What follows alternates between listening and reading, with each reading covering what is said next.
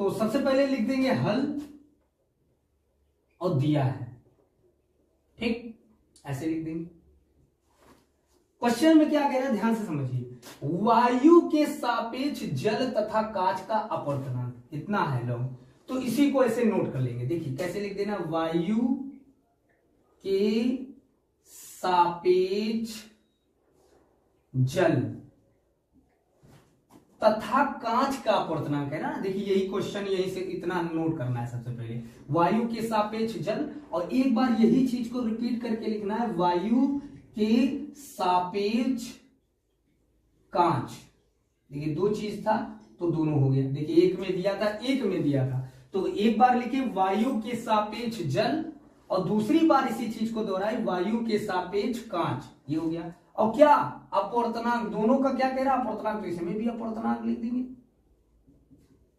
और इसमें भी हम क्या लिख देंगे, अपवर्तनांक, दोनों में अपवर्तनांक लिख देंगे। तो कितना कितना कह रहा है, 2 दिया है, यानी एक दिया 4/3 और एक दिया 3/2, तो बराबर लगा देंगे 4/3 और इधर लिख देंगे 3/2। तो देखिए मान रखना पहले सीखिए, तो मान रखना आया। देखिए क्या कह रहा है, वायु के सापेक्ष जल तथा कांच का अपवर्तनांक, तो यही से नोट कर लिए, वायु के सापेक्ष जल का अपवर्तनांक बराबर 4/3 तथा वायु के सापेक्ष कांच का अपवर्तनांक बराबर 3/2।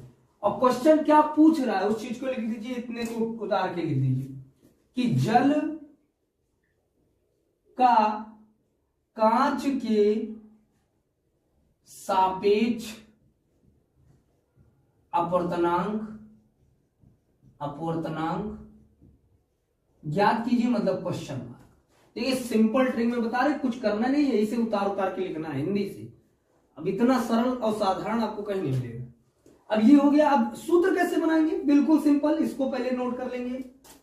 जल जो ज्ञात करना उसको नोट करेंगे, जल का जो पहले सवाल में जैसे किए थे, जल का कांच के सापेक्ष अपवर्तनांक बराबर, लाइन खींच देंगे, ऊपर लिखेंगे जो शुरू वाला है इसको लिख लेंगे, वायु के सापेक्ष जल का अपवर्तनांक, वायु के सापेक्ष जल का अपवर्तनांक ये हो जाएगा। और बटे आ जाएगा जो नीचे वाला है वही चीज, वायु के सापेक्ष कांच का अपवर्तनांक, ये हो गया। अब देखिए सूत्र भी बन गया आपका, अब केवल मान रख देना, सॉल्व कर देना आंसर। देखिए मान रखेंगे सबसे पहले, तो लाइन खींच देंगे। अब देखिए ऊपर क्या लिखा है, 4/3, 4/3 ये हो गया आपका, और नीचे लिखा है 3/2 वायु के सापेक्ष, तो 3/2। अब इस चीज को देखिए, इसी चीज को कैसे सॉल्व करेंगे।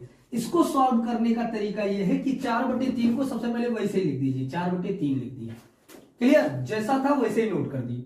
और अब दोबारा जब लिखना हो तो गुणे लगा लीजिए, और जैसे ही भाग को हम गुणा में बदलेंगे 3/2 का उल्टा हो जाएगा, 2/3 आ जाएगा। देखिए 3/2 था, 2/3 हो गया। अब इन दोनों का गुणा होगा तो क्या आएगा, देखिए यहां पर देखिए क्या आ जाएगा, 4 दूनी 8 और बटे 3 त्रिक का 9, ये हो जाएगा आपका